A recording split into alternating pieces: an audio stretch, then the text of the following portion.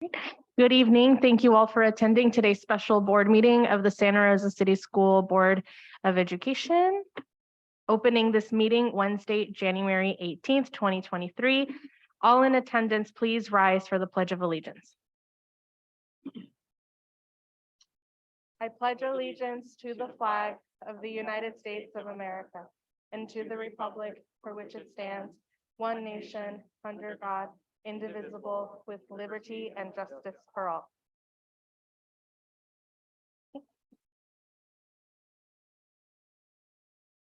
At this moment, we will take public comment on agenda items. This is an opportunity for members of the public to speak to the board on agenda items only. Speakers are limited to 3 minutes each. If there are members of the public joining us on Zoom and would like to comment on the agenda item only, please raise your hand at this time.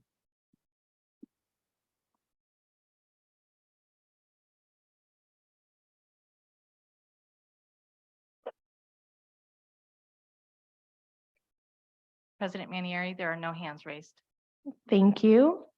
We will move on to our item for this evening. Yes. Oh, I'm sorry. Anyone in the room who would like to give public comment at this moment, we will take your public comment before moving forward.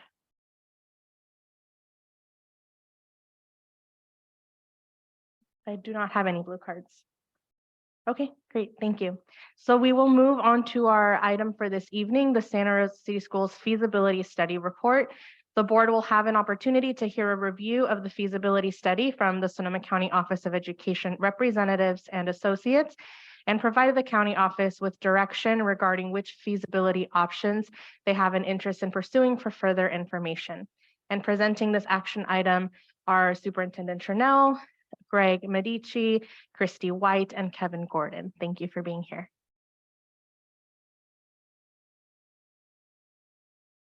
Thank you, President Manieri, members of the board, those who are with us in person and online. Tonight, per board request, we are bringing back the conversation of the feasibility study for the board's continued discussion and potential action to select one of the options that has been provided to us via SCO and consultants. We want to thank you for joining us again this evening. Tonight, the representatives present who will introduce themselves will be presenting an overview of what was presented to the board back in October of 2022, and then we'll entertain questions from the board regarding the information provided. The feasibility study is available to the public in English and in Spanish for those who are interested in reading either of those. And with that, I'm going to hand it over to Mr. Medici for introductions and to begin. Thank you, Superintendent Chernell and board. Dr. Amy Carter sends her regrets for tonight, but appreciates the continued opportunity to have this conversation. My name is Greg Medici. I'm the county's Deputy Superintendent of Business Services. I'm here with my colleague, Sarah Lampenfeld, Director of Fiscal Services.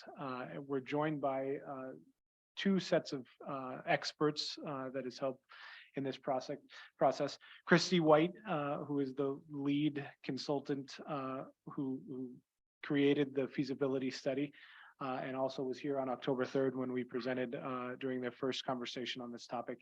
And then Kevin Gordon, who's in the Zoom call with Capital Advisors, is also here as well. And both Christy and Kevin are under the direct direction of Dr. Carter, and so her direct team. Just as a quick reminder of the conversation from the last meeting in October, declining enrollment continues to be a big issue throughout the state, and in particular in Sonoma County. Over the last decade, we've had over 16% decline countywide, and that kind of necessitates these kind of conversations around opportunities for students. Hand in hand with that is the fact that there are 10 school districts discussed in this study and 1 city footprint. So again, kind of leads right into these kind of conversations. And there is a component of unification to a degree that's already been recognized in the sense that both Santa Rosa Elementary and Santa Rosa High School operate under one board and one administration. So that's kind of a sample of what's possible for sure. So as a reminder, this board requested the study, and it is a role of the county and superintendent's office to facilitate these kind of studies. The central question, as a reminder, was would unification enhance the instructional opportunities for all students at a similar or reduced cost to the affected districts or taxpayers? So, and with that, Christy White is here to jump into the study.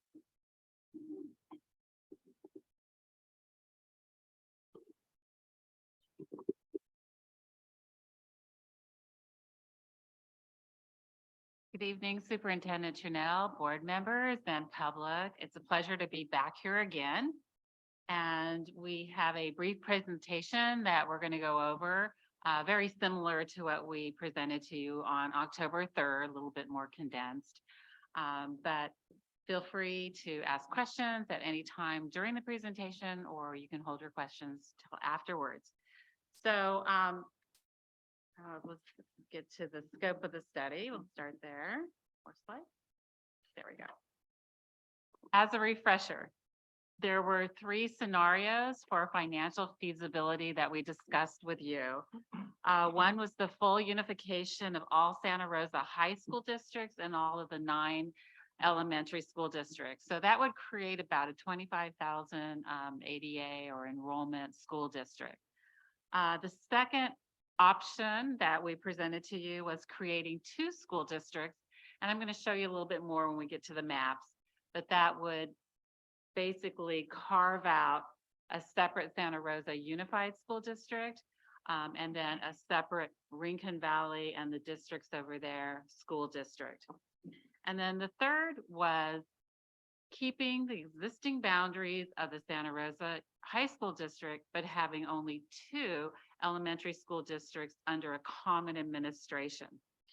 So the reason that these 3 were selected was because we evaluated what would kind of make the most sense in terms of any kind of reorganization, what the pros and cons were of these different scenarios. You know, certainly there's probably other configurations, but after our much discussion, we settled on these, at least number 2 and 3 being the best. And number 1 is one that's, of course, comes front of mind, right? Unifying everything, but there are some financial challenges to that, and I'll talk about that. I do want to say that this study is only on the financial feasibility of school district unification or reorganization. So there are 9 criteria, and this is just one of 9. So you probably have some questions about some of the other criteria, and those would need to be studied in kind of a follow-up study, which I think Greg and Kevin Gordon are going to kind of talk about what some of those options are. So, you know, we did look a little bit at kind of the race, ethnicity, which is one of the criteria, as well as school housing, just to see how it might line up and, you know, whether it was practical in some ways with these 3 scenarios, but more in-depth studies would need to be done before you could move it forward, in my opinion. Okay. All right. Where are we? Okay. So the next slide, this is the current map of Sonoma County. And so you have 40 school districts currently in the county. Many of them are very small, and you are obviously the largest. And so school consolidation, reorganization has been something that has been talked about, not only in the Santa Rosa area, but over in the West Sonoma area and perhaps others, especially in light of the declining enrollment. There's some key terms. I'm not going to go into great detail, but it's really important to the study because, in some ways, because funding for school districts very complex. But in the Santa Rosa area, you have two different kinds of school districts in terms of funding, what the funding profile is. One is what we call state aid districts. So you're getting your money based on the state local control funding formula, which provides some extra or supplemental funding depending on students' needs. And then the other type of funding is basic aid or community funding. And these are districts where some excess property tax revenues, they're able to retain those revenues, which gives them a boost in their funding. So we have a mixture of these kind of two types of funded districts in this area, which presents some challenges in terms of any kind of reorganization, because you don't want to lose money. Rather, you want to maintain or perhaps even gain funding through reorganization. So revenues, preservation of the revenues, if there's an opportunity to get more revenues, great. Comparing that to then what can we save in terms of cost because of the duplicative services across the 10 districts. So that's really the essence of the study. Should be noted, Thompson style unification. Any district can opt out. Their board can opt out and say, we don't want to be part of whatever action is being put forth. Now, it could have some impacts in terms of whether the proposal is feasible, but they certainly have that right. It doesn't have to be all 10 districts agreeing to the unification or reorganization. Okay. So school district reorganization is a title that's applied to different ways that districts can basically consolidate themselves. Unification is kind of a K-12 model. So, you know, Santa Rosa City Schools, if you were to unify, you would have K-12, and that would be, you know, obviously a unified district. Unionization would be types of districts merging together. So your elementary districts, if they merge together, they're unionizing.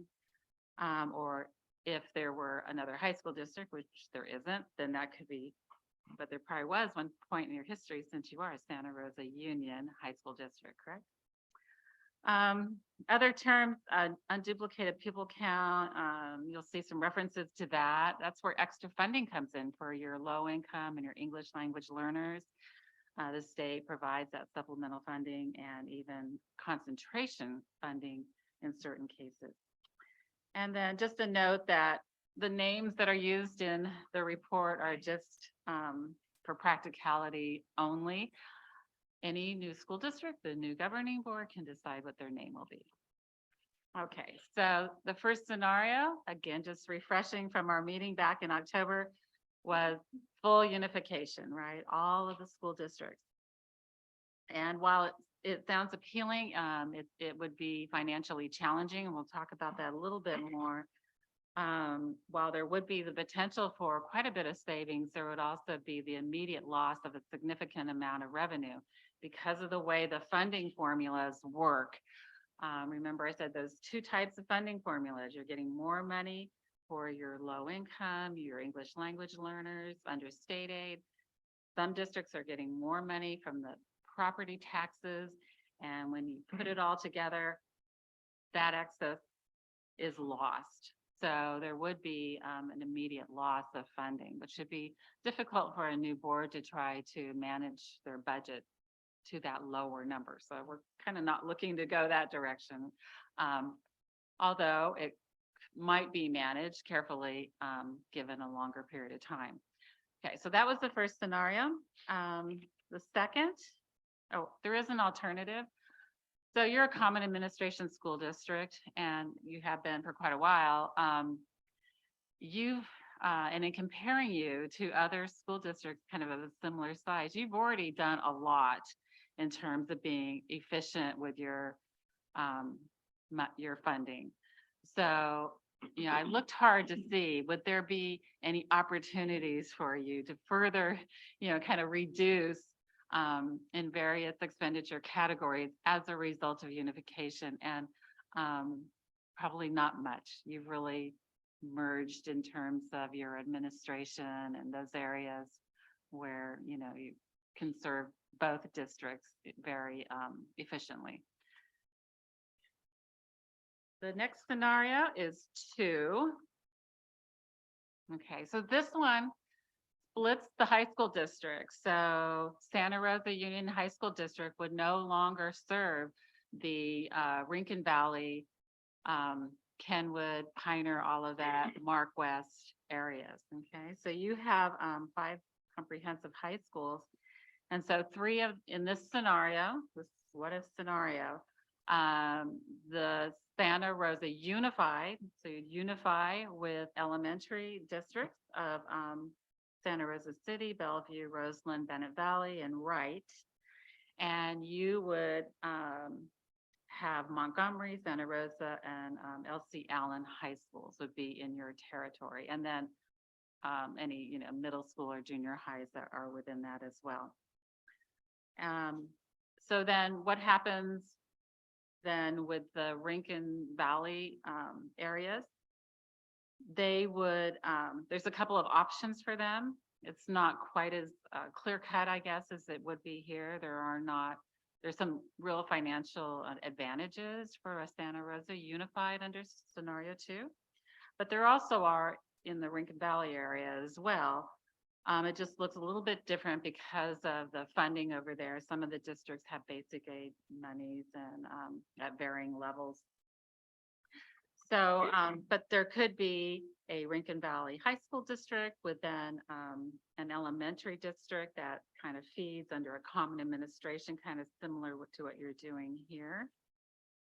Or possibly there could be a Rincon Valley Unified, and some of the districts opting out in order to preserve their basic aid dollars, but still operating kind of under a unified umbrella.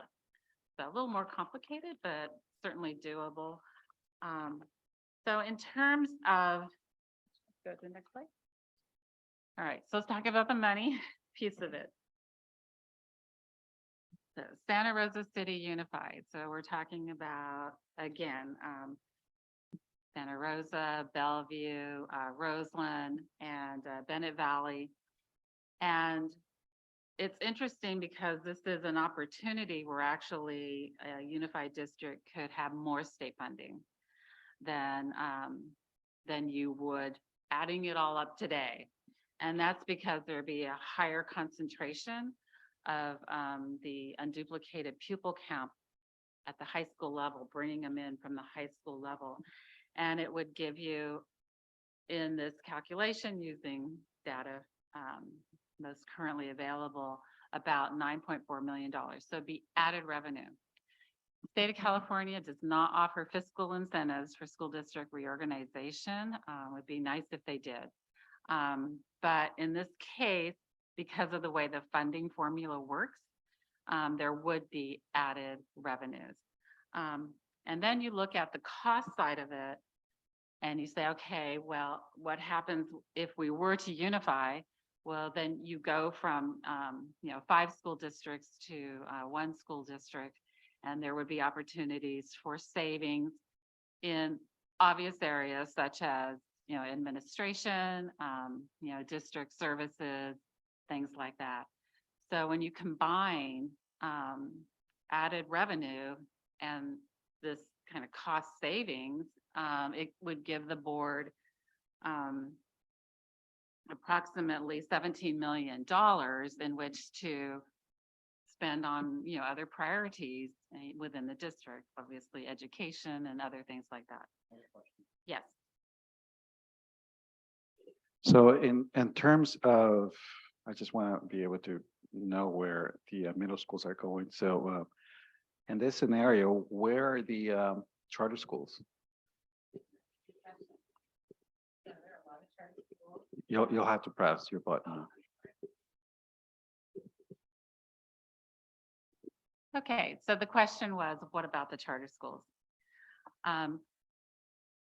When a new school district is organized, any charters that are operating within the former district would need to be reauthorized by the new district.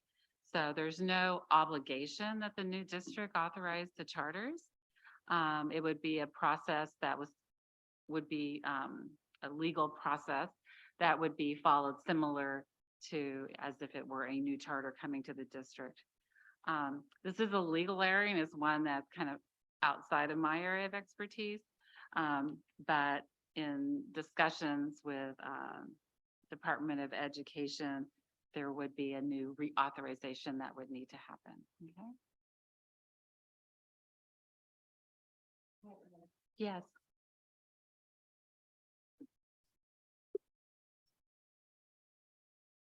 We're talking about financial gain. At this scenario two, Santa Rosa City Unified, for example, could see a total financial gain of 17 million a year. Who is getting that financial gain? Is it like every single group that is making up that new district now? Right, where does it, who gets that? Where's it coming from? Okay, so the question is, who's getting this financial gain? So a newly unified Santa Rosa school district under the local control funding formula on the revenue side would have higher concentration grant eligibility and would receive an estimated $9 million more. So this is real money. On the cost side, when I say that there's a potential for cost savings, looking at a similar sized school district with similar demographics in California, I looked at what does their budget look like? And their budgets are actually on average less than the sum of these budgets. So you would have an opportunity within your expenditure budget to reprioritize how you're going to spend the money.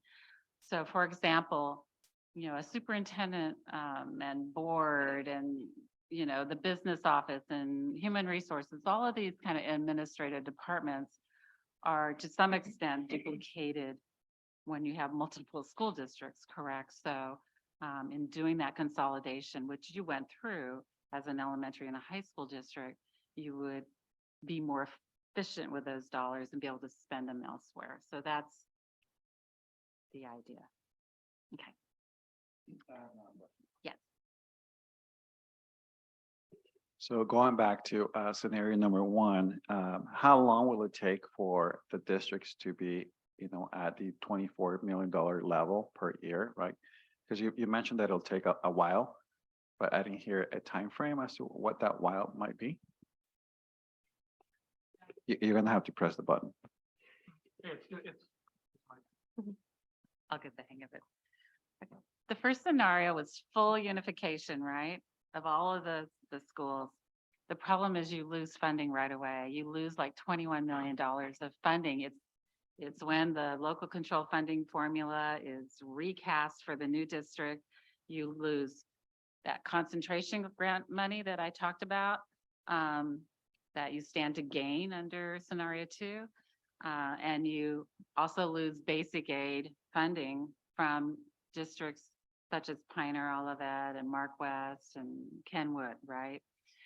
So the problem with that is that's an immediate loss of revenue. So if you're looking at, we're going to be unified in a year or two, you have to think, how are we going to restructure ourselves so that we can make up for that loss of revenues. Now, there'll be areas where you're going to be able to save money. You don't need, 10 superintendents and boards and business offices. So some of those will be very obvious and probably easier to make than others. But it would be challenging for a new board perhaps to plan that out, but not impossible. So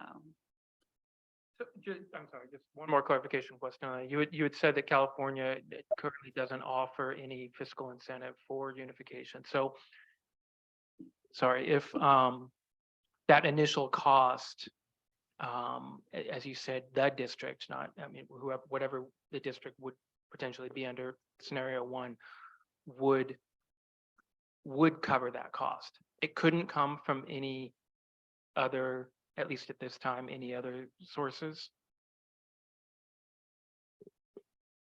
Okay, so the question is, are there any basically sources of revenues to make up for what you're losing from basic aid and concentration grant funding if you were to unify all the districts together? And the answer is no, unless, you know, there's special legislation run on your part that was successful.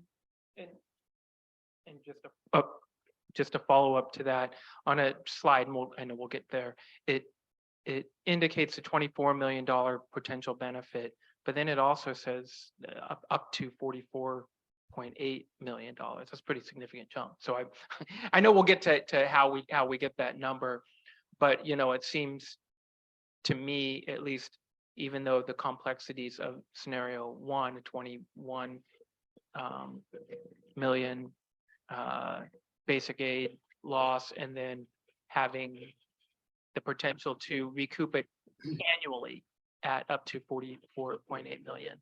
Just something that's what we're looking at. Yes. So if I look at other school districts in California, that would be of a similar size to Santa Rosa Unified, with the same kind of pupil demographics. Yeah. They're operating at a much lower budget level. So that tells me that you would have some opportunities for actualized savings. And you can see where, again, where the obvious areas are and more of the kind of administrative areas. But at the same time, you would be losing that revenue. So, you know, is there a scenario where you can preserve the revenue you have? It's nice having those basic aid dollars. It's nice having the concentration grant monies to provide extra services for the kids. So I guess speaking to basic aid, and this has to do with declining enrollment. I mean, everybody's impacted by declining enrollment, but basic aid has a sort of a steady, constant revenue. Is there any impact from declining enrollment on basic aid?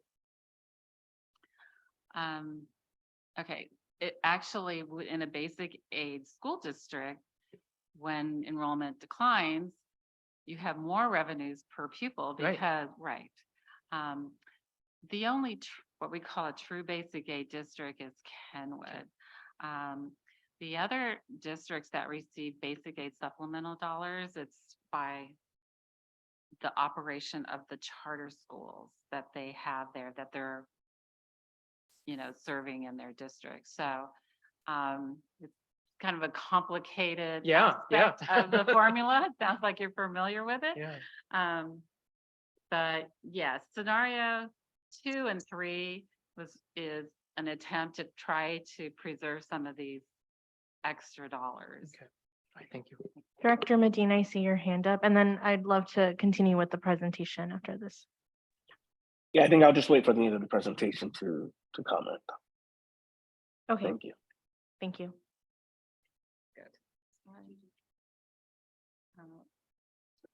Okay. Just to finish off scenario 2, in the Rincon Valley area, there would be, if they were all to merge, Kenwood would lose its basic aid status. But again, there would be the opportunity to save costs throughout that region of about $14 million. Okay, and then scenario 3, this is where, did we miss the page? Oh, my pages are sticking together. Okay. Okay. Scenario 2, I don't know that I'm going to go into great detail, but there's a couple of different configurations that the Rincon Valley area might want to consider that would achieve economies of scale under common administration while again trying to preserve some of the basic aid dollars over there. Now, scenario 3 is where Santa Rosa Union High School District continues to have the same borders as it does today, but unionizing Santa Rosa City Roseland, Wright, Bellevue, and Bennett Valley into one school district, elementary. And then over in the Rincon Valley, Pioneer, Olivet, Kenwood, and Mark West, one. So basically, you would have one common administration serving the entire area, which kind of serves the same kind of purpose and benefit as a full unification would. The difference is you would be saving the loss of some of the money that occurs in a full unification, because the Santa Rosa Elementary School District would receive that concentration grant money and the supplemental funds, and the Rincon Valley area would continue to receive, the basic aid dollars. So, and so then there would be cost savings in addition to trying to kind of preserve the revenues. So that's the third option.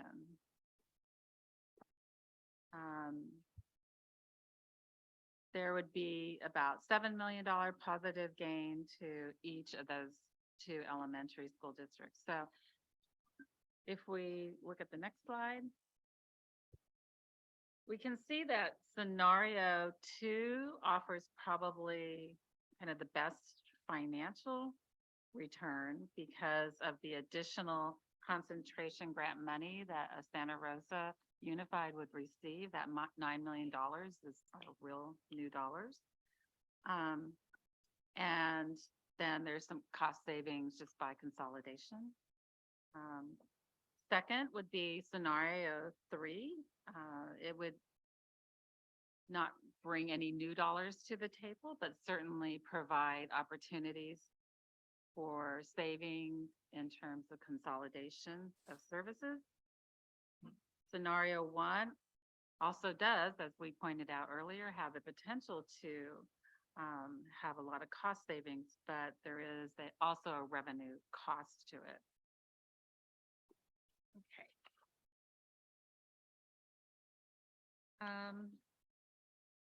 Just quickly, I have a couple of slides just about the study data, and there's more in the report that talks about that. And then in terms of looking at the expenditures and kind of quantifying what these potential cost savings could be, I looked at state published data and found districts that were comparable in terms of size and demographics, and analyzed them at different kinds of data points: cost of administration, current expense of education, looking at it by function or activity, comparing teachers' salary schedules, and so forth. And that's how I was able to come up with that range of potential savings. So that's my overview of the study, and I'm happy to take any further questions you have. I know that we're going to also talk about process. I think I'll turn it back over to others. But if you have any questions of me right now, feel free. Director Medina, I see your hand up. Well, it's actually not questions for her, so there's other questions. Okay, thank you.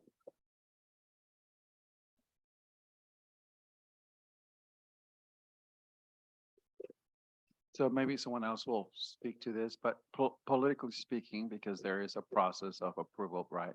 It needs to be approved by the local citizenship. Which scenario would you say is more likely to pass, given all the variables that you discussed? And that's where, if I could, Kevin Gordon, I know you're out there on Zoom. So Kevin Gordon from Capital Advisors. Kevin, did you hear that? Yeah, I did hear that question. That's a tough one without polling. And then also, one of the things that has to happen is some education, obviously, across the broader community about what the different options are, so that people can make judgments. Like, you can see huge cost savings with an alternative, but that in the short run, it has a lot of pain because it's not until out years you get this significant cost savings.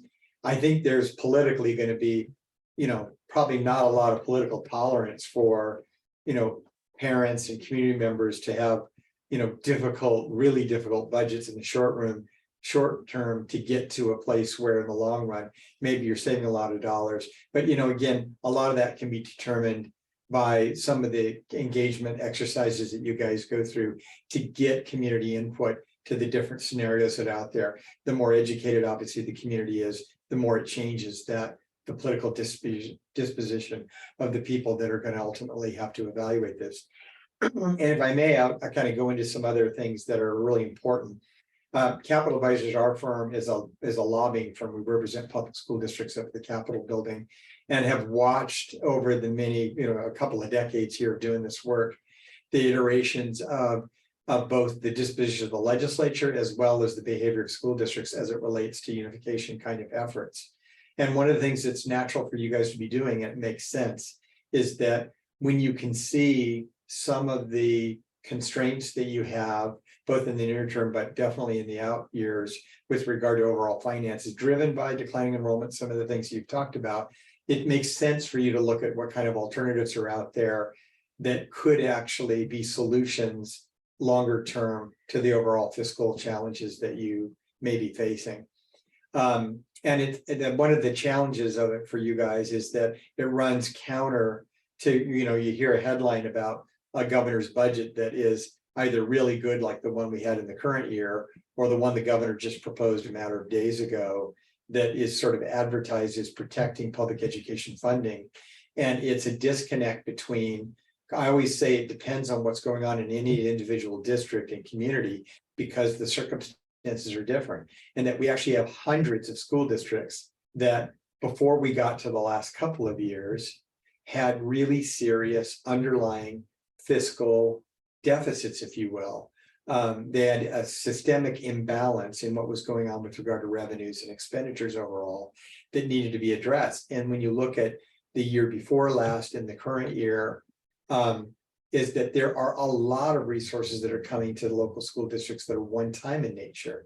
Those don't solve your long-term problems. Now, we did have some nice increases to base funding, but then if you're a district that's experiencing declining enrollment, which a number of districts are, doesn't solve those long-term problems. So again, what you're fighting against in terms of public opinion is this misnomer out there about just how great you guys should be doing when they read headlines about the state budget.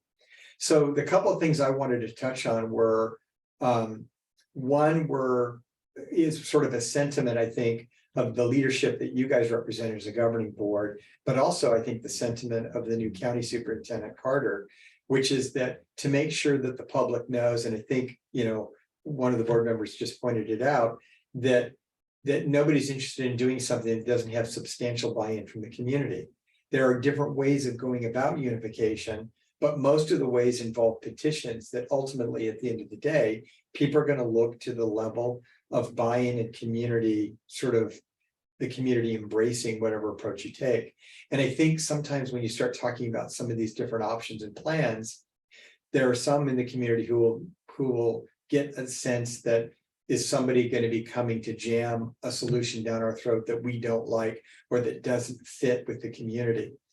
One of the things that Ms. White pointed out that's really appropriate to note is that there is this study that kind of gets the ball rolling and has you guys thinking about the potential of unification or what it might mean, the potential for cost savings, both near term and out term, longer term. But in addition to that, the law requires that if you get serious about it and you move forward, that there are other sort of boxes that you check. And in those boxes that you check, any one of them could actually take what seems like it might be reasonable and make it not so reasonable when you get that extra information. One of them is the idea of preserving substantial or conforming substantially to the idea of not interfering with unique community identities, that if a unification or where you're going with district organization sort of interferes with that sense of community identity or interrupts that, that's a problem. Studies and research and data that validates that you're not messing with the ethnic balance in your community-wide, or disturbing what would be a balance that actually creates discrimination or segregation. That needs to be looked at and conclusions made.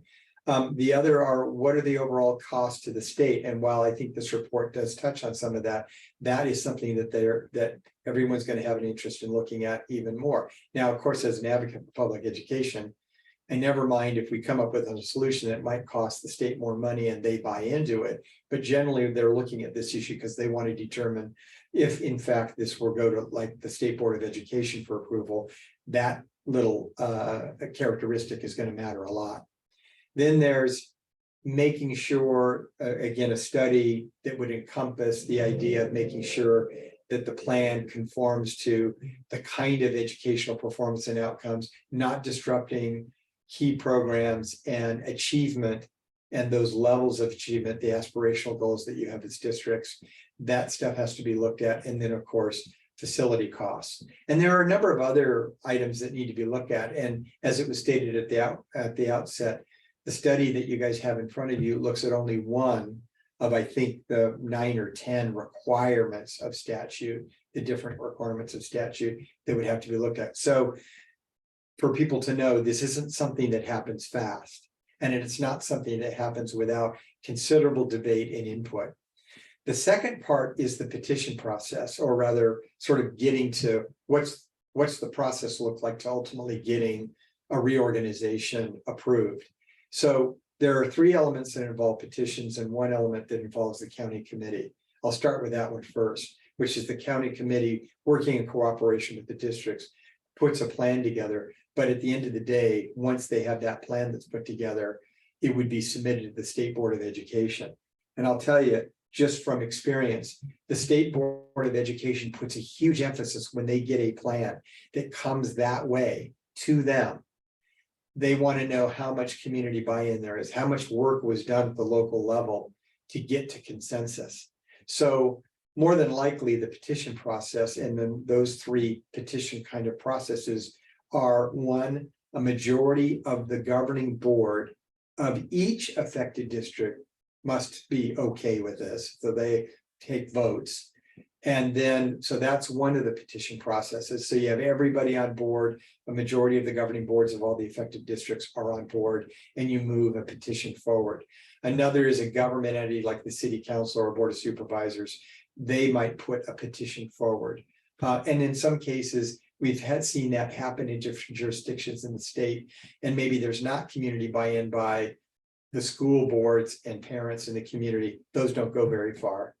And then finally, the voter-driven petition, which is 25% of the registered voters in a district that's doing reorganization, or if it's affected other districts, it's got to be 25% of the registered voters in all of the affected districts. So when we look at the unification of all the districts together, as one of the scenarios provides, you're going to have considerable buy-in, because that is a very high threshold to capture in collecting all that. So again, there is no such thing as one of these ideas getting jammed down the throats of people without a whole lot of concern being raised. And there is a process here that doesn't tend to be super, super fast. So those are just things that for you guys to consider as you look at these different kinds of options. Clarifying question here. So in terms of the 3 different scenarios, the options to submit to the state board, are those mutually exclusive, or you could do, we can submit by the majority board of each of the affected boards, or by via, city council, or via, the board of petition. And then after that, there is another process, right? There is the process of getting the majority of the voters, making sure that they vote for it, right? Am I mistaken? Well, it kind of depends on the approach that you want to take. I mean, I think there could be a decision by you as a board and other boards that you want this to be a signature-driven approach. So then you wouldn't necessarily have to go through all the motions if there was consensus. These are separate parts of the code that are ways to do petitions that ultimately lead to the unification. But what you're saying is totally possible, and that is that the boards embrace an idea that the approach that you want to go with is one that actually puts this before voters. So you do signatures you do a local measure that would get the sense of the community. But it's not sort of legally required, though sort of legal process is a petition that once you get to this threshold of signatures, it then is a valid approach to ultimately go for approval. It would, a locally voted on measure would be sort of an advisory vote, as I understand the law. And I don't know, Christy, if you have thoughts about that as well. Yeah, I can help answer that too. So there are different ways to get a petition to the county committee, and ultimately to the state board. One is if all the affected school districts, the majority of the members on the board voted to put the petition forward. So as board members, you could do this. You can initiate this process. And then when it goes to the county, then there's strict timelines in terms of studies being done, public hearings being held, and then the county board, county committee on school district reorganization would be determining whether or not this petition met all those criteria. And if so, then an election would be called. It all goes to an election. Okay. Right. But another avenue to the petition is getting 25% of the registered voters in all the areas, and that would be a real grassroots effort. That then does go to the, all sort of roads lead to that county committee. And then ultimately there's the election. But so you could do the petition approach, or the governing boards, the majorities of the governing boards put it ultimately to the county committee. The county committee plays a really big role in evaluating whether or not these criteria is met. Then you ultimately have an election if it goes forward. But there is an approach that in some cases that is involved ultimately going to the State Board of Education, where again, their major litmus test is, did you do all your homework at the local level?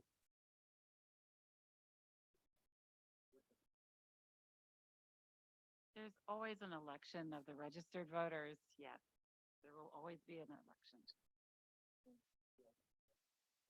Yeah, Director Medina, and then Director Bowie, and then Director Sheffield. Okay. If we're still in the question phase, I just expressed my frustration, I think, last time for like why we're dealing with these three options. And I'm just wondering what was the motivation to add these additional two options? And I think our request was just this main first option, which is what I'm hoping that we vote for and would speak to afterwards. But I'm just wondering what motivated that? Like, was there a specific request? Did somebody like push for that?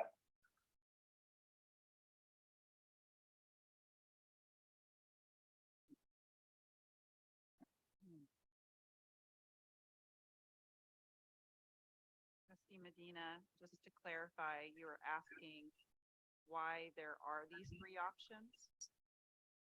Yeah, like options 2 and 3.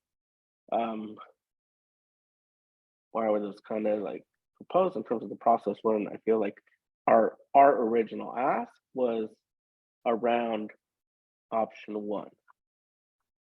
Like, I'm just curious, like, was there external forces or other things that came into that kind of motivated these specific options, or kind of what motivated that, or is it just something internally is the process that happens that you guys do? I can answer that. Sorry, I didn't understand initially. So we're looking at what would be the best financial option for the districts to pursue. Obviously, the full unification was one that had to be looked at. But in looking at it, there were problems because of the loss of revenues, basic aid, and concentration. So then the thought was, are there any other options that would make fiscal sense? And so after really studying the districts and their different funding profiles, these two additional scenarios were looked at for the study. And I have a lot to say, but I want to wait till we're done with questions. So President Manieri, if you can let me know when we're done with questions, and then I'll come back to you. Thank you, Director Bowie. One of the things, if I can, I just want to interject something that, again, I've seen a lot of these over the years in districts. And one of the things that I think is a job and a responsibility of the people that you guys bring in to look at the studies like what Christy White has produced, is that you give them a task of something to do, and then what you hopefully expect is with their expertise, they do what you have here, which is that they look at sort of the problems and issues that are there and try to be creative about, well, if this isn't the ideal solution, maybe there are some other ways with the data that we have and the information that we know to create some other potential alternatives. At the end of the day, you guys have to like them and embrace them or reject them all. But the key is that when you ask folks who have experience in these issues to bring some ideas forward, and they're used to looking at lots of different potential options, that's important. But it's also really important that you guys know and feel comfortable with the fact that in any of these processes, and I've seen them over and over again, where there are people that have specific agendas afoot, trying to basically push that particular agenda.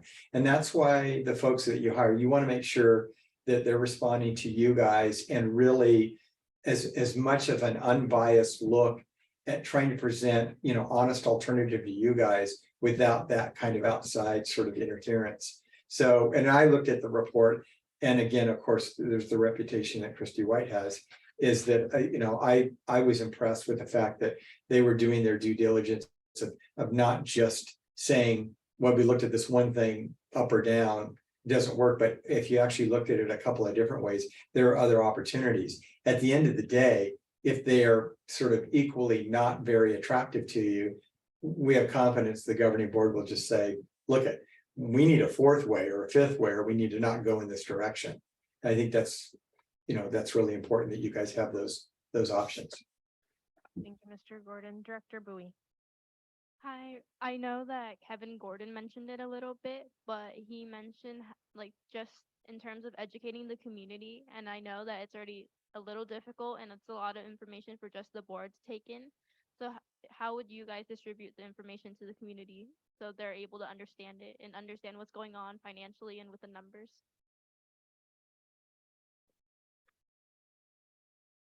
Yeah, is that a question to us or? Oh, and again, my colleagues here might have answers to this as well, but there's two ways that happens. One is if there is one of these alternatives that the board is inclined to support that you like, that helps a lot kind of narrow down, some of the issues a little bit. But even if you're not, and you want the community's input on all of the options, again, it's the idea of community sort of outreach, community hearings, collaborations, joint meetings with other boards. It's just more public engagement. So meetings like this can be important.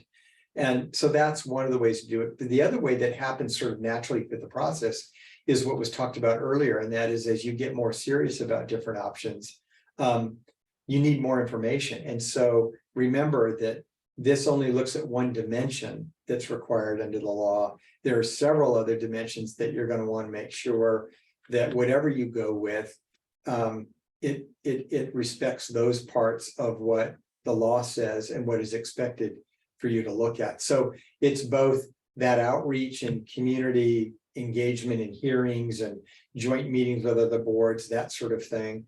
But then it's also doing the additional look at some of these other issues that we went through, those other 8 or 9 issues. Thank you, Director Sheffield. I do have a lot of questions. Can you guys hear me? Okay, and I'm gonna just ask, the first one is really for clarification for the public, because I heard from a lot of folks following the October meeting with the assumption that what is Santa Rosa City Schools doing? Is this some sort of hostile takeover coming from a district wanting to consume smaller districts? And then maybe in speaking to this, and it wasn't in the presentation tonight, but it is in the slides that was available to me and to the public. There is a slide about why we are here, and it points out Santa Rosa's recovery plan. And I don't think that that is really an accurate or even a fair bullet point to include in here, because this isn't at all the reason why Santa Rosa requested this study. It had nothing to do with how we manage our finances. So I just wanted maybe a little bit of clarification of why that is included in information that's given to the public, because it's a little bit misleading, at least from my perspective.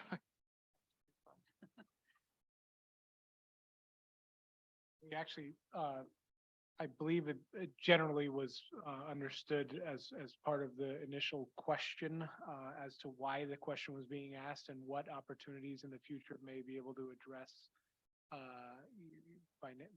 financially, considerations of the board. But certainly going forward, we can simply remove that from. I mean, and just again, speaking so the public knows, really, I think that the direction that we were coming from was addressing on a bigger picture declining enrollment. There we go. Is that better? Is declining enrollment, and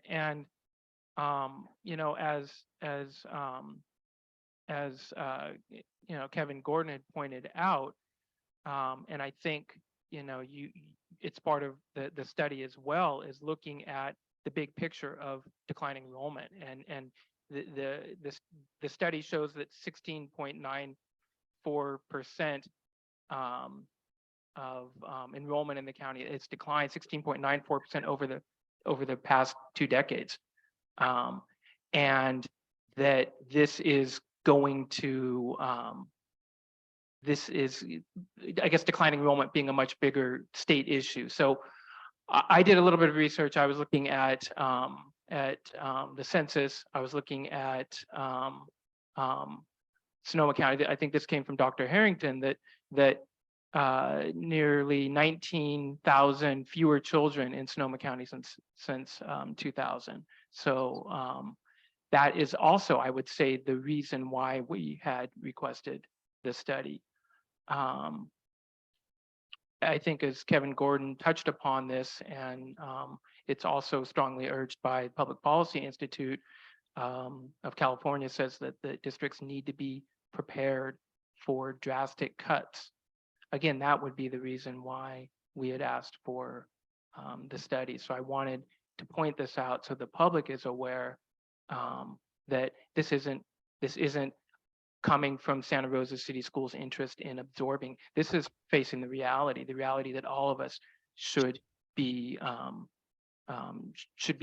wanting to address, the county included. The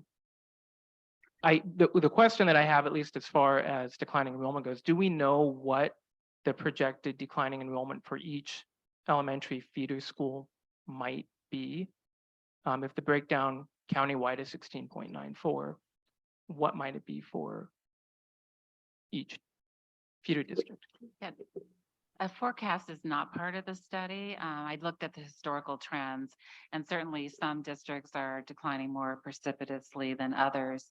And maybe one that actually had some growth over the last 6 years. I mean, individually, each of the districts do their own, projections. I don't know if the county has any numbers that they get or not, but certainly it's probably out there. I've seen some county-wide projections that are, the numbers that you've been talking about, the 16% over the next, 5 or 6 years. Yeah.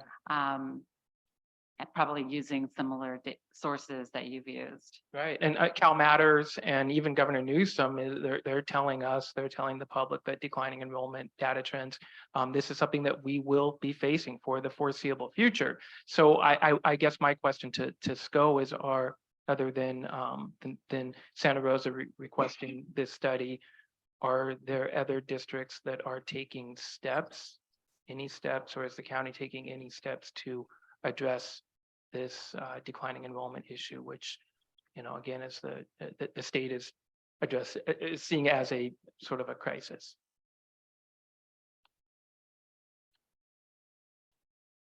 And I can certainly speak to that, and I'm sure Kevin can add as well, but the short answer is yes. All districts, not just in Sonoma County, but up and down the state are very aware that declining enrollment is a very real thing in California. And to your point, whether it's the governor when he has a chance to speak on the topic or other statewide authorities, this is absolutely a discussion in all districts.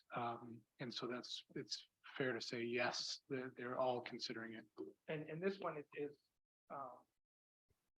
for the public, this question is, maybe for other districts to consider is what might your district or how might your district be impacted? Which ones might be impacted the sharpest by declining enrollment? And these are for the neighboring districts of Santa Rosa City Schools.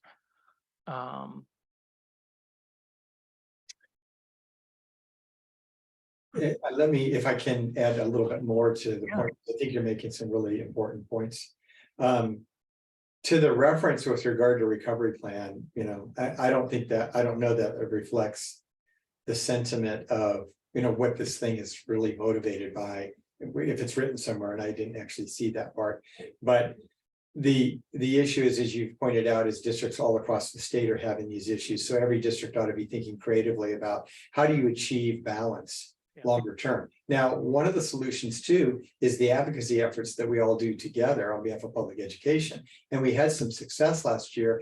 And I suspect, and Christy White, you might be able to make a comment about this, that a lot of the work that was done on this report and the genesis of the report might have actually, or at least the motivation of the report, might have actually been before the legislature acted last summer.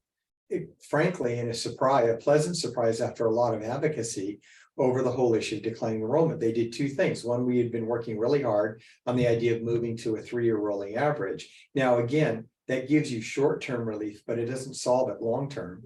The second thing was to make sure that we had gotten some very specific relief for the year we're actually in. And we got that too. Those two things were extremely helpful and does push off kind of the consequences of this. But another debate is raging on that is going to get reintroduced again this year. And it's around the issue of ADA funding versus enrollment funding.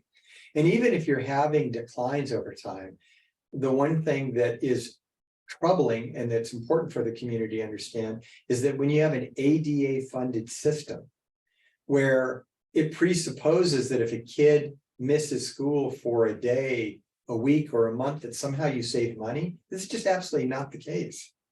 And I mean, it's just crazy that we fund it this way, that we set the table for teaching and learning every year. We load classrooms, we hire the personnel to be there for our kids. Yet you have this, if a kid's out for a day, you get dinged some money. And it's like, what's that all about? It is fundamentally how our public school system operates. So yeah, every school district is facing this. It calls for both advocacy with the legislature, because now more than half of the districts in the state are experiencing declining enrollment. It's an issue, honestly, that the bigger it gets, the more the legislature and the governor actually have to pay attention to it. So yeah, we have an obligation locally, and the county superintendent wants to help you look at alternatives. And we've got to be prepared for that. But we also have to be activist on this as well, because we're definitely not alone. If I could just add to that. So there's the revenue side where we're trying to maybe have a softer landing as we're declining in enrollment. So it's not such a fiscal cliff. And so that's good that that's hopefully going on and will continue. But then on the expenditure side too, as you have, shrinking number of students and school districts, then you have to start looking at, again, like the efficiency. Is it efficient to structure ourselves this way? Maybe we would do better having a consolidated administration, consolidated services, because then we can have some more money we can put into the classroom. So the long-term financial, solution is really both a revenue one and also, I think, an expenditure one too. I have a number of questions, but I will hold off. Superintendent Chernow. Okay, Director McNally. So I'm looking at the issue of salary schedule, and I can see in the report that the new district would negotiate a contract and there's no obligation to negotiate the highest salary schedule. But I'm just wondering if you did any calculations based on that highest salary schedule and if you could speak to the impact or the feasibility of a unified district taking on the highest salary schedule of the current districts. I did some to see where you kind of placed in comparison to districts that are of a similar size and type as you would be. There's a lot of data here, so to kind of answer your question on the fly would take probably a little bit more time, but kind of the short answer is on average, your salaries are lower than a lot of the districts of similar size. I did note that.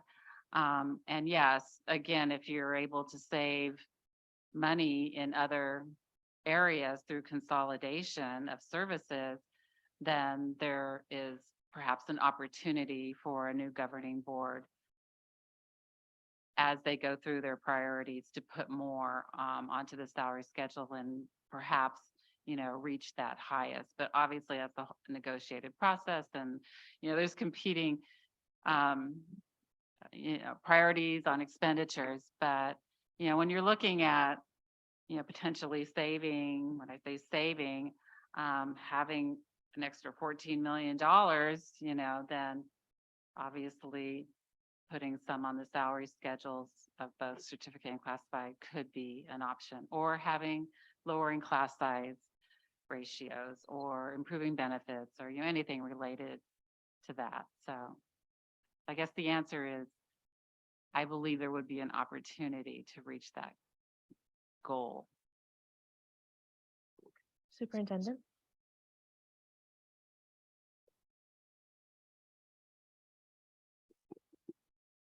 Thank you for the information this evening and for all the questions that have been asked thus far.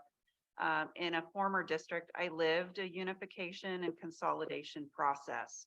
So I have my own experience in this, and there were technically 5 districts that had the opportunity to be involved in the process. And in the end, there were only 4.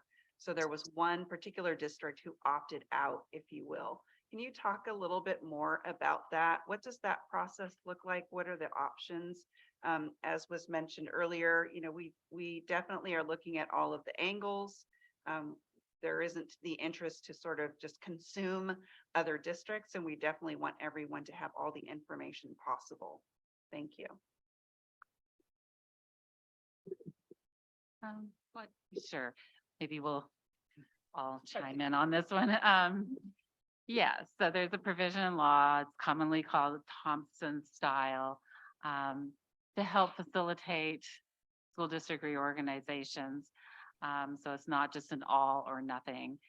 And for example, if you did a Santa Rosa City Unified School District and Roseland decided they want to continue being independent, the board would simply need to just pass a resolution that they don't want to be part of the action. So, so that is an option. And then, so what happens to then Roseland in this example is they would continue sending their kids to now the Santa Rosa City Unified School Districts for secondary education purposes, but they would still maintain their local control over the elementary program.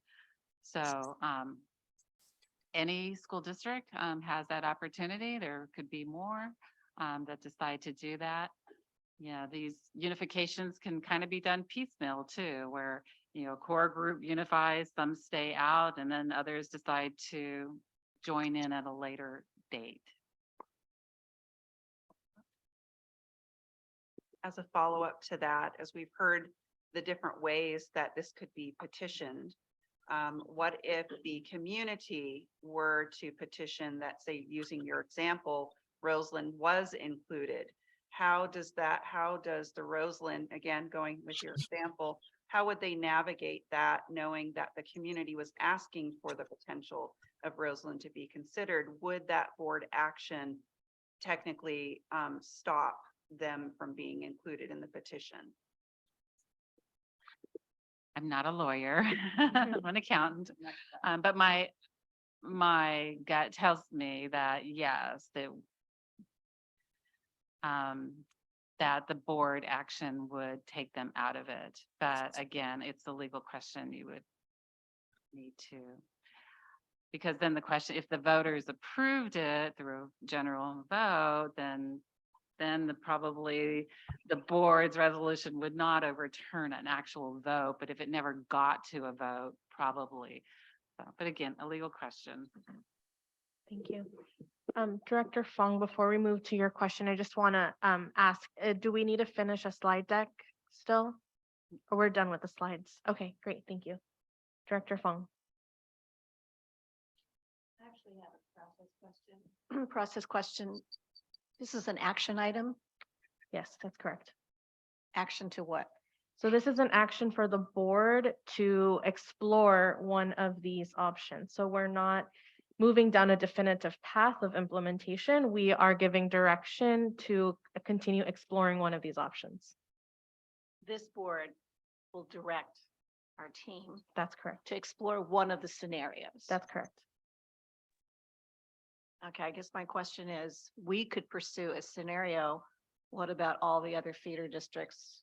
They're going to want to pursue information as well. I think, can I add? A I question? think it's, well, to this response, I think it's to clarify, to finish this study. This is just the first part of the study we requested. So the action is to direct them to finish the study with one of those options. Yes, thank you. Other districts part?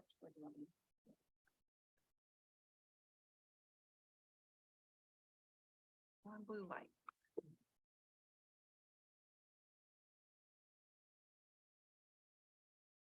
Okay, so from what I understand, if another district would like to pursue their own options and potential, I know some of the districts are online now listening and watching.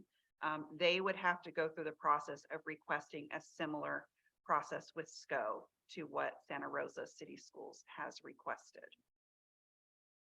And I'm looking at you all just in case that's inaccurate.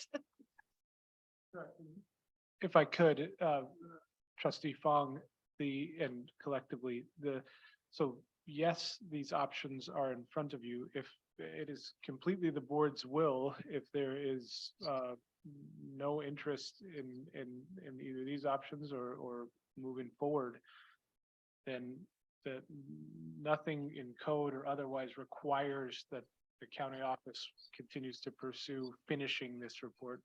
And in fact, there are other reports in recent history that are just kind of in a holding status. So just for reference. Do you have another question? Just to follow up, are we into discussion yet? It seems that we are not yet. So let's finish questions and move to discussions. Thank you. All right, does the board have any other questions before we move to discussion?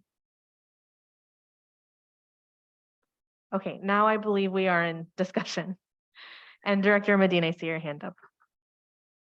Okay, thank you.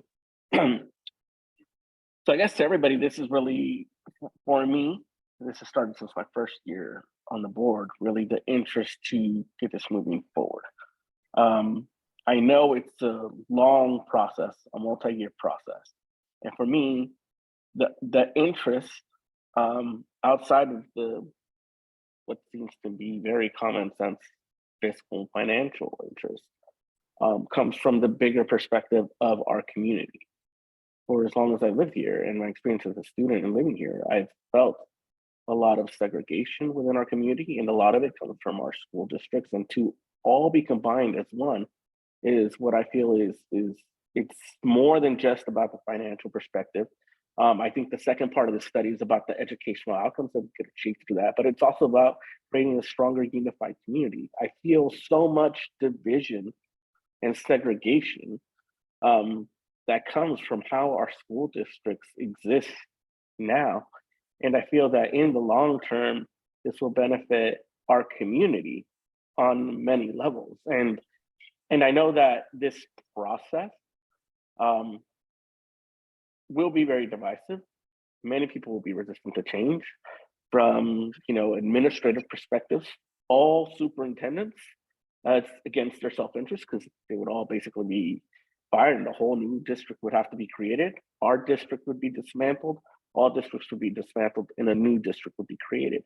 But to me, it's about that bigger perspective about what's good for our community, what provides equity at a larger level. And in the end, what I hope the rest of the study would show, we could have greater and better educational outcomes for our students, which I believe is what we want and why we're here, while at the same time being much more efficient. I think what is obvious from what we know so far is that that transition would be financially chaotic and very difficult at the beginning. But finishing this study provides us the opportunity to then have the tools to work with our state legislators to work on possible solutions to make that transition easier, to make it work in some sort of better way, but we need to finish the study. And I think, like I said, this is just one little step. The other steps in terms of which petition process we use, I think those are decisions that could come later. It might not come from this board. It might come from elsewhere. It might need to come from elsewhere, I would suggest. But I think moving forward with this, for me, it's about really unifying Santa Rosa for our youth, for our community in the long term. And I think, I don't know if this is a question, but I think from what I've heard before, this is a process that can take about 5 years to do. So this is getting the ball rolling on something that has been discussed for years and years, over a decade now, right? So I think we need to do it. I am really only supportive of really looking at the next step of this study, the educational outcome component, and then really, which would also be able to look at the financial component in much more specific detail by looking at that full unification, the scenario one that was presented. Thank you. Thank you, Director Medina. Are there any other thoughts? This is an action item, so ultimately we do want a motion, but discussion. Director Ever Flores. Thank you. So during the first presentation, we heard a lot of pushback from counties, from superintendents, right? Saying that they weren't aware that this study was happening, even though it was in the process for a few months before it happened, before it came to the board. And this is the question. What sort of outreach services or outreach protocols have you as a county have done to the feeder districts to make sure that they feel included in the process? Because one of the things we have to make sure is that we have, a clear understanding as to why we're doing this. And a lot of the pushback that I heard, it was very personal, and instead of taking a systemic sort of approach as to why this should be an idea that all districts should be looking at, instead of taking it personally, that how this may affect me as an individual. So I'd like to hear more about what the county is doing in terms of outreach to make sure that we're all on the same page in terms of what we can do better to better serve our students in the county, instead of doing this, me approach.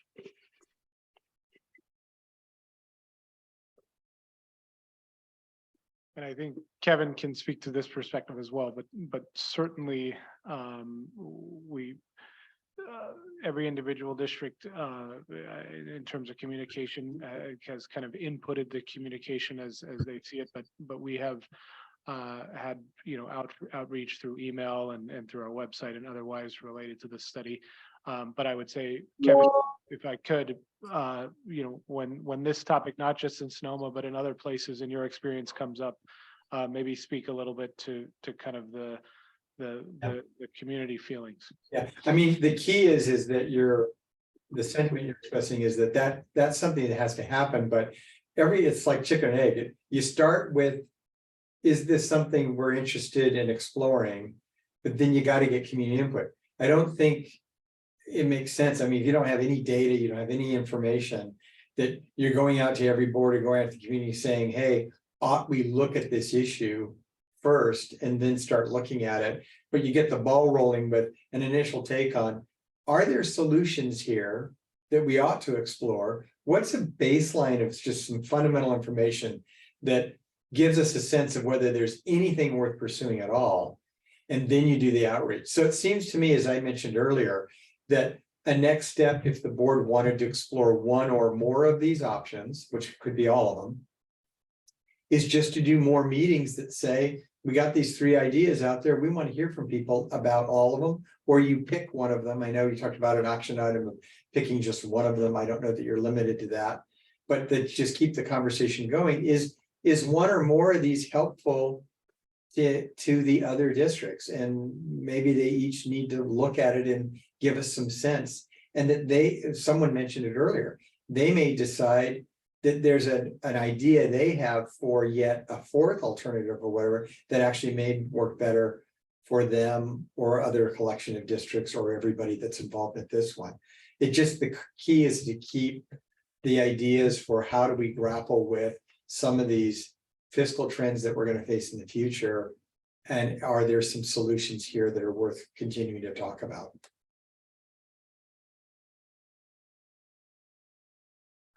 Thank you. I just want to make sure that, we don't take a myopic sort of approach, right?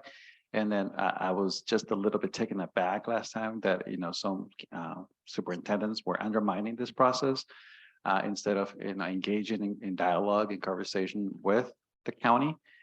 So I just, would like to see that dialogue and communication, be a little bit more systematically, implemented. So that we don't undermine each other in the end, because what ultimately we want to do is to make sure that we have the capacity to help and serve our students throughout the county. Thank you. Okay, thank you. Before we move further with discussion, we will open it up just one more time for public comment if anyone would like to provide that to us at this moment. And we'll start with anyone in the room who would like to give public comment before we move to remote attendees.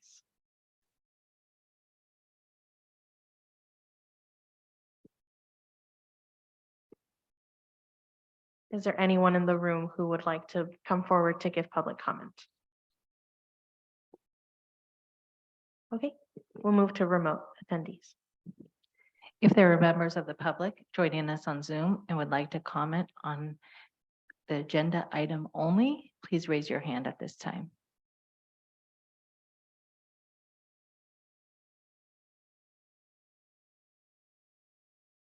President Manieri, there are no hands raised. Okay, thank you.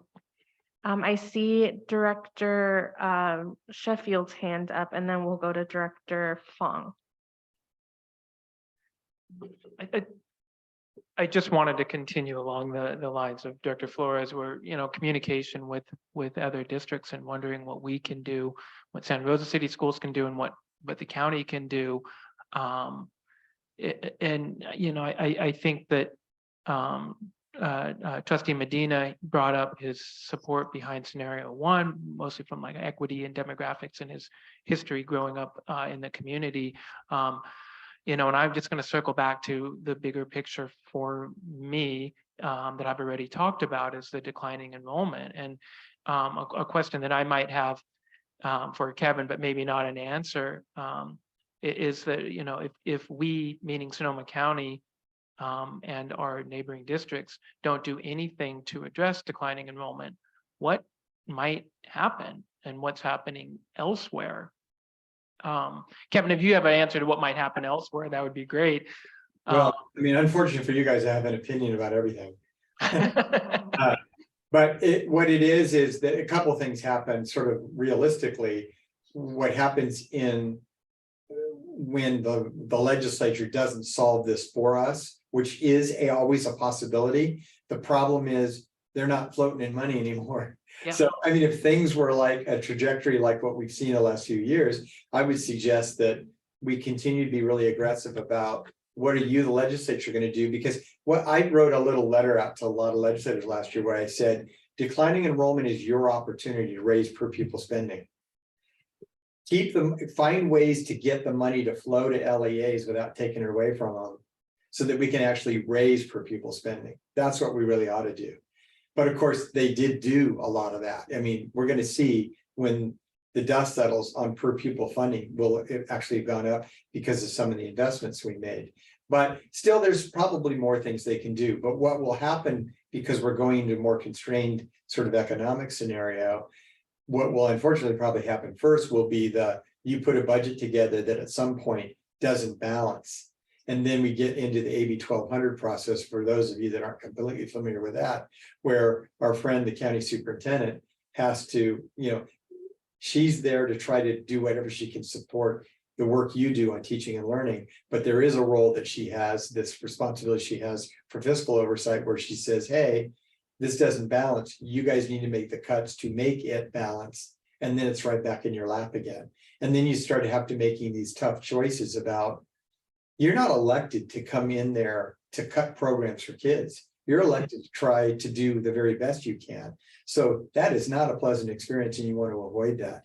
So again, when you can find answers that can galvanize the community around ideas that make sense, that's one thing. But in some of these unification ideas, it's a little cloudy. And if it's, one of the things we say about ballot measures is it's harder, it's really easy to get a no vote and it's hard to get a yes vote. And the reason why it's hard to get a yes vote is because the person has to not only understand it, but believe in it.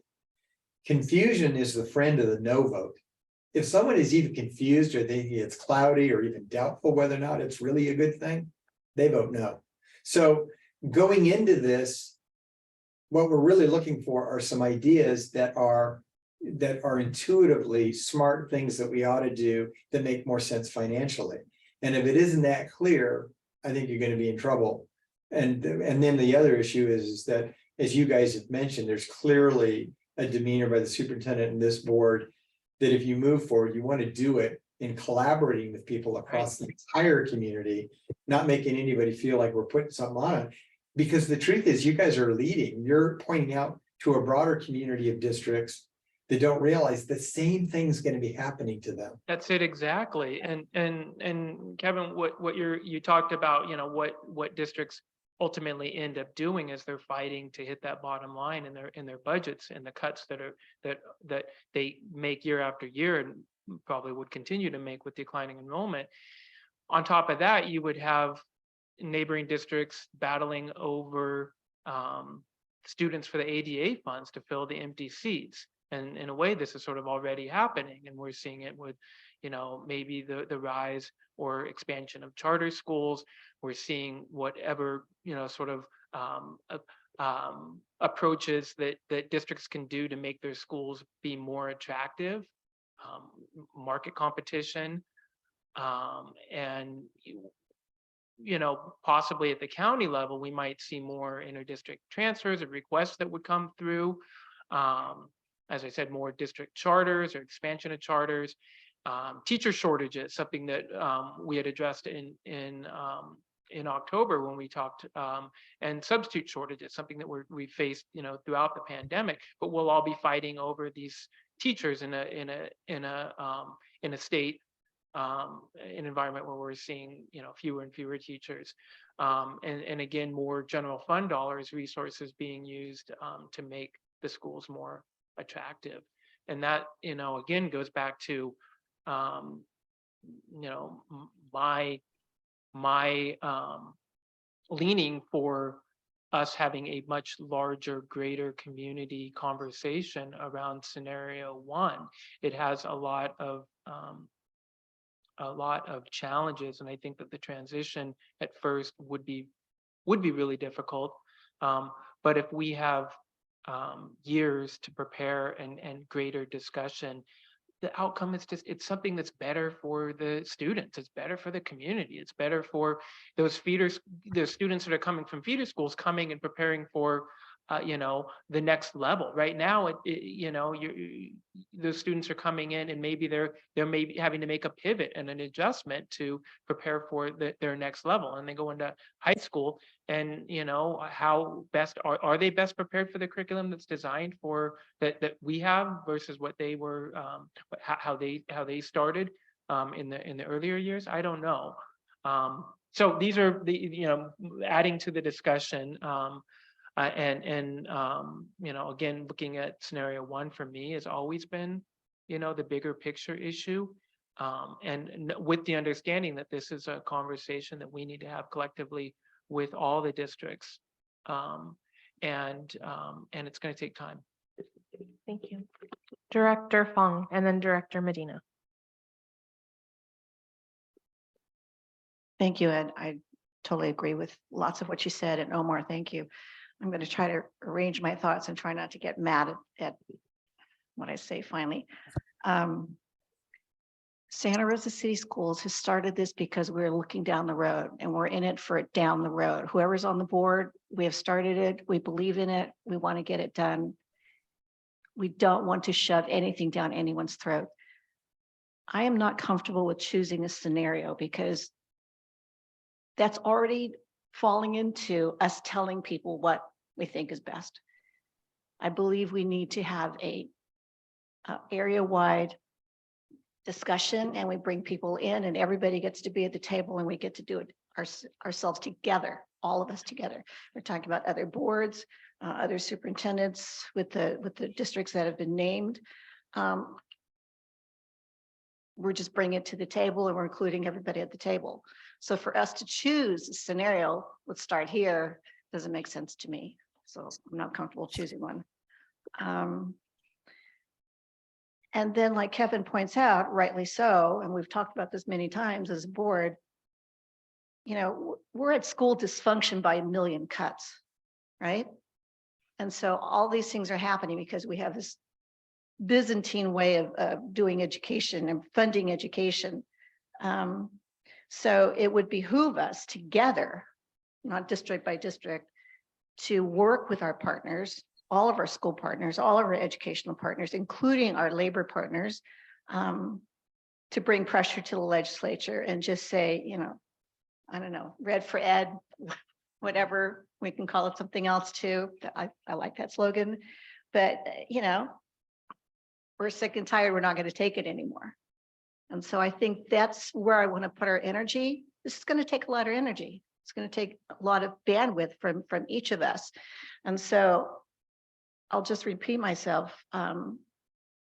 If we choose the scenario and say, let's just start here, that sends a signal to everybody else that, oh, they're throwing their weight around. You know, we're really not being collaborative when we choose something. But I'd like to move forward, whatever type of structure we use with all the other districts. Because also, if we look at, well, one of the very few things I've remember from college was learning about the tragedy of the commons. Anybody familiar with that? Oh my gosh, okay. College was a long time ago. What's good for me may not be good for the commons. And so what's good for District A is not good for everybody, but we're protecting us. Just like Ed was saying, we're talking about competing for kids, competing for teachers. We're at crisis level, not just declining enrollment, but crisis level in terms of how many educators. If we really did data countywide, statewide about really who's teaching and who's in the teacher pipeline and what's going on with that, it would be a crisis. We would label it a crisis, but no one's counting. We're counting it in all the separate LEAs. And so we can't be competing anymore. We've got to figure out a different way. And I guess I'll just close by saying, yes, we need to get together. Yes, we need to do with our educational partners, our labor union, our other partners, any other community partners. We need to have a community-wide discussion and push on this.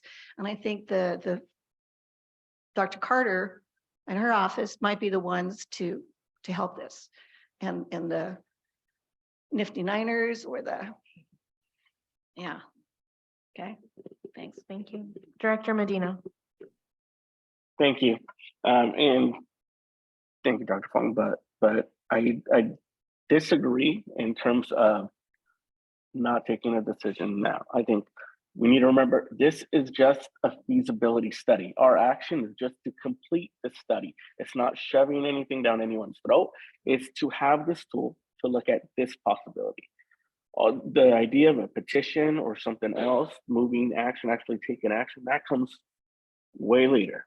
A question that I do have is, assuming that we take action today to finish this study, in terms of timeline of process, is there a specific amount of time after that study is completed that study is good for in terms of a petition?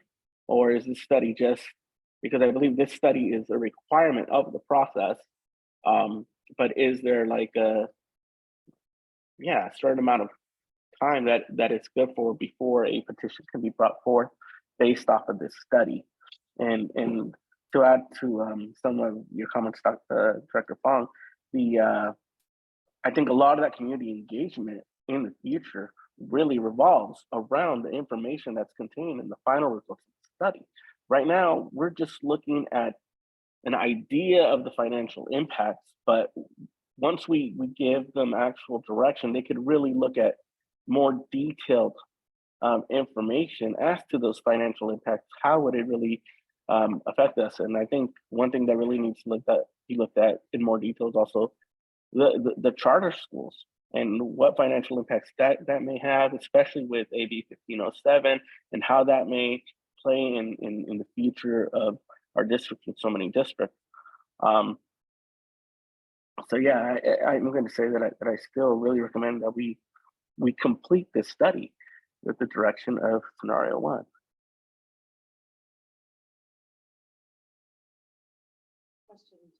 Sorry, can we get a response to Director Medina's question first about how long this study is good for?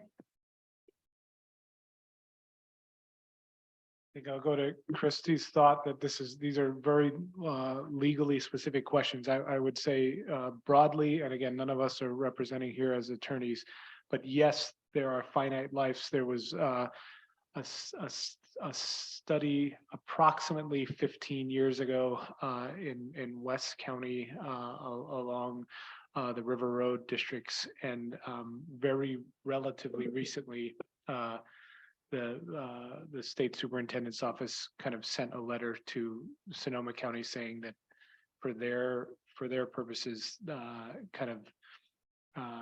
that scenario was closed. Now, none of us lived through that scenario, and it even predated Dr. Harrington. But again, to the core question, a finite life. Now, on the front side of that, the study can have certainly a life cycle long enough to allow this process, which we've all agree and understand as a multi-year process, to kind of continue to be based on. So it's, I think that's a working answer, Right. Christy, unless you have a better thought. Well, I mean, you can study this forever. Now who pays for it might be a question. But until there's an actual petition, then there's no legal timelines. But once you study, if there's a petition that comes forward, whatever means, then the county has very strict timelines, 120 days to finish the study, hold public hearings, validate the petition within 60 days. It means there's really kind of tight and surprisingly short timelines, actually. But the preamble up to that, all the study that you're talking about, there is no legal timeline. It's just a matter of budgets and all of that. So, Director Fong and then Director Sheffield. Actually, in answer to Director Medina, I would agree that scenario 1 would put us all at the table. And the title Unified SRCS is already kind of inflammatory in a way. To me, we're not unifying Santa Rosa City Schools. We're unifying possibly all the school districts in Santa Rosa, in Santa Rosa City. that what the, is that SRCS stands for Santa Rosa City? Yes, again, this is just an illustrative name based on. Don't get hung up on the name. Right. Okay, okay. I would go for scenario one, just because that leaves it open for everybody at the table to decide what's in it for them, what's in it for all of us. We can't have our kids and your kids. It has to be all of our kids in Santa Rosa City. I would go with that one. Director Sheffield. So this is a question maybe for Christy or Kevin, I guess. And I just jotted this down. I'm wondering, has there ever been, maybe in recent years, any legislation suggested, offered, provided, introduced that offers a fiscal incentive for unification? Do we know of any legislators who have made such a proposal? Good question. All I remember is sort of a little ancient history when the legislature didn't like the idea because it was manipulated all over the place to just gain revenue for districts. And it ended up costing the state a ton of money.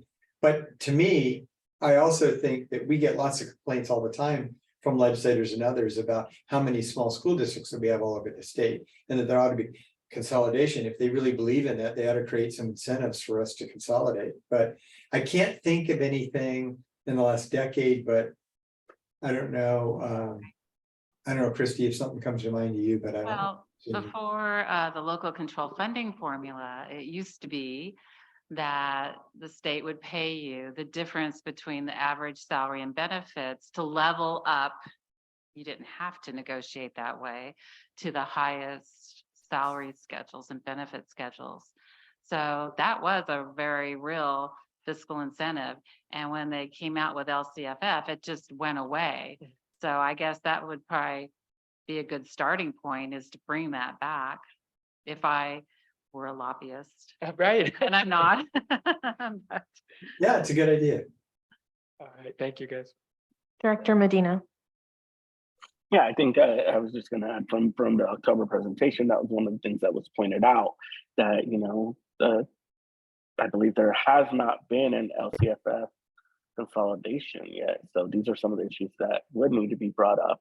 And I think, again, completing the study gives us the tool and the opportunity to really advocate and work with our legislators to provide solutions, to look for solutions to some of the issues that will arise from this process, right? And in scenario one, clearly that initial transition to those potential huge savings is one of the big problems. But I think there's an opportunity to work with our legislators.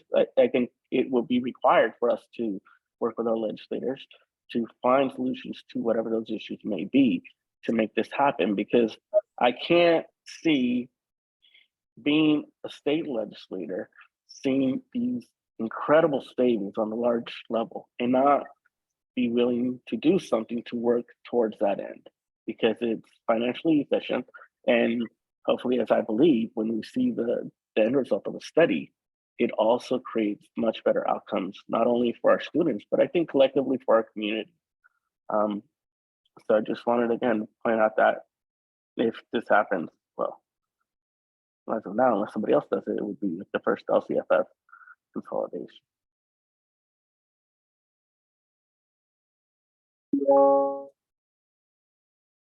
Any other discussion from the board? Thoughts? Director Flores. Yeah, so you mentioned that one of your pillars to, or one of the questions that we have to ask is to make sure that we don't create consciously or unconsciously, a segregated sort of district, right? So if I remember correctly, one of the scenarios, I believe it was scenario 3, where the unduplicated, people count made it so it was very financially, attractive, right? So keeping that in mind, so since one of the questions says we have to, consciously not segregate our students, why was this, option brought forth I understand the financial and the fiscal implications of it. But since one of the ideas is not to segregate our city or districts, right? Why wasn't that looked into a little bit more into detail to see, what else can we do to make sure that there isn't an issue of segregation? Right. Well, again, that's one of the criteria. And this study, that was not within the scope of this study. We did kind of look at it. Obviously, we need to be looked at further and also through a legal lens too. So generally where problems arise with creating barriers to integrated educational program is when you are breaking up and creating more school districts as opposed to consolidation. So, which kind of makes sense, right? And consolidating, there's more opportunity actually for integrated program. So, but there is a strict legal criteria, which again, I think is kind of a legal question that should be answered. It's an important one for this community. It says that the reorganization needs to preserve the district's ability to educate students in an integrated environment and not promote racial or ethnic discrimination or segregation. So, you're not isolating a particular race or ethnic group. So it would be yet another criteria that would have to be evaluated. So by default, then it lends to believe that, scenario 3, wouldn't work because then this criteria would be, would take precedent, right? Because we are essentially segregating our students due to the unduplicated people counts, no? I don't believe so. Scenario 3, which is actually an interesting one, and I think you could probably study it concurrently with 1, is Santa Rosa High School District has the same boundaries that overlay. And really, where is a lot of your integration happening? It's at the high school level, Right. not because the elementaries are more neighborhood schools, right? So you're not going to be busing kids across the district, even though they might have that Well, option. there's integration happening in Santa Rosa because it's centrally located, but then Mhm. we have, other high Yeah. schools that are not, so. Right. So scenario 3 is the one where you have same high school district running the high schools, and then you have 2 big elementary districts. They're unionized for, cost savings and all of that. And you have one common administration. So you have a common administration right now. It would be a common administration with basically 3 districts involved. So that's scenario 3, which looks an awful lot like scenario 1. Although from an educational standpoint, you're articulating 2 different elementary schools to your high school, but certainly I'm not an educator, but articulation among 3 districts is probably easier than 10. So that could be something that you could look at since it's more financially viable and looks kind of close to number 1. So anyways, just a thought. More questions? Okay, Director Medina. Thank you. Well, that whole scenario 3 just sounded completely crazy in terms of petitions and everything that would require to make that happen. But I rose my hand because I would like to move that the Santa Rosa City Schools Board direct the Sonoma County Office of Education to move forward with scenario 1 for the Santa Rosa reunification feasibility study. Okay, we have a motion on the table. Is there a second or any further discussion? I'll second if there's no further discussion. Is there any further discussion? Okay, we are ready for a roll call vote. Director Medina. Aye. Director Sheffield. Aye. Aye. Aye. Director Bowie.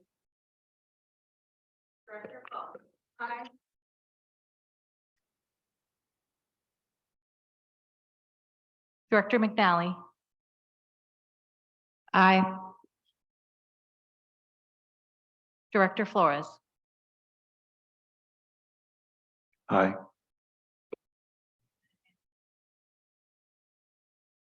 President Manieri. Aye. Thank you. So we have given direction to the team in front of us. Thank you so much for your time and for your expertise. And we look forward to the finalized study. And Director Sheffield has something to say. I'm just wanting to maybe before adjourning that we clarify again for people who are watching the direction that we're giving with the continuation of the study. If we could just make that very clear.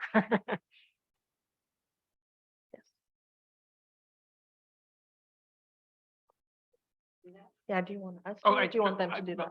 Well, I was thinking that that way we all are in Okay. agreement, but I don't want to be the one directing you. There to be an understanding. Sure.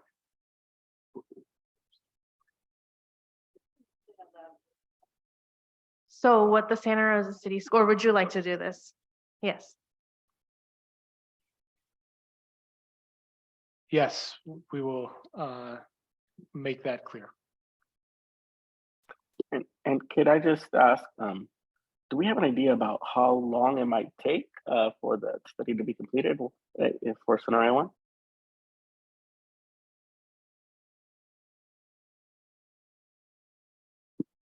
Similar to the kind of from the ground up groundwork that was required for the financial study, I think we'd have to kind of determine the timeline for the education study before we could give an absolute answer, but it would certainly be a comprehensive process and also certainly not overnight. So the scale of the financial study was the better part of maybe almost even 9 months or so, Christy, or so. Well, just on Santa Rosa, it's probably 3 or 4 months. Oh, after we had the model But- going though, right, yeah, building on, exactly. yes. Um, So we will get back to Superintendent Trunell and the board with a timeline when we know more. Thank you. And before we adjourn, just for the public, just reiterating what Director Sheffield asked a little bit ago, do you mind kind of articulating back to us and to the public what your understanding of the direction is so that we're all on the same page?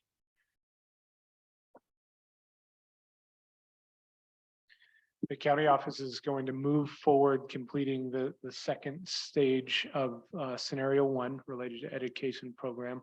And then we're going to work with Superintendent Trunell and our communications office to make sure that the messaging around moving forward is a very open and thoughtful process and kind of inviting everyone to the conversation and not imposing any direction or will from this board to anyone else.